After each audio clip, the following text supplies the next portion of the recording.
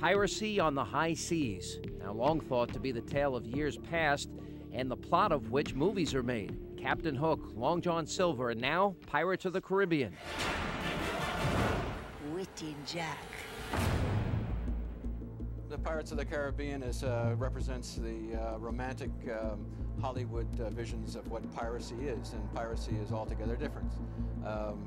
Piracy today is a violent, bloodthirsty crime, and seafarers, yachtsmen, tourists, ferry passengers lose their lives at the hands of pirates. John Burnett is a maritime security consultant and the author of Dangerous Waters, the story of modern piracy and terror on the high seas.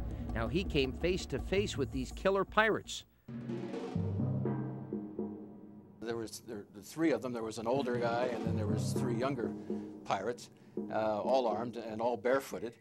And so I decided I would take them down below and then give them whatever they want. If they want to rob me, that's fine.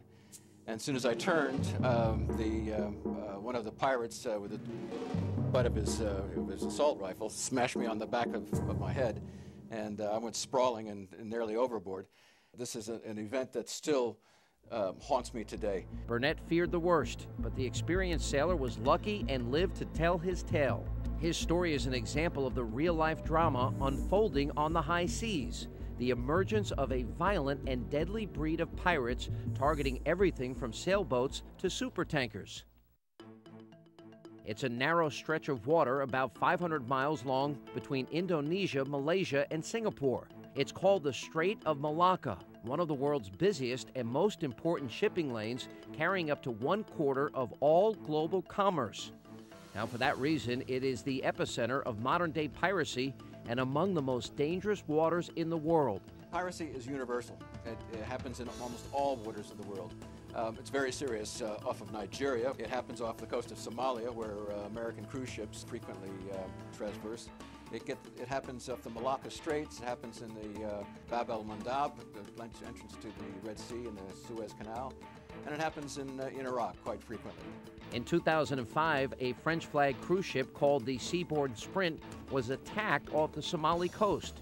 Two boats filled with gun-toting pirates launched rocket-propelled grenades, damaging the ship and wounding one crew member. Fortunately, the Seabourn managed to speed its 151 Western passengers to safety. Located off the Horn of Africa, Somalia is experiencing a dramatic increase in piracy.